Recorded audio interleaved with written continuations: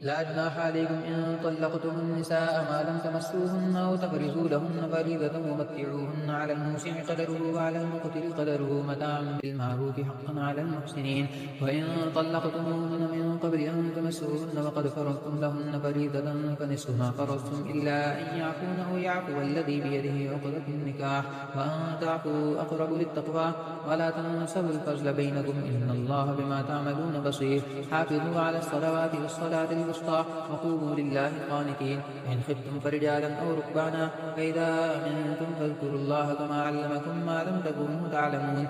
والذين يتوفون منكم ويذرون أزواجا وصية لأزواجهم متاعا إلى الحول غير إخراج فإن خرجن فلا جناح عليكم فيما فعلن في أنفسهن من معروف والله عزيز حكيم. وللمطلقات متاع بالمعروف حقا على المتقين كذلك يبين الله لكم آياته لعلكم تعقلون.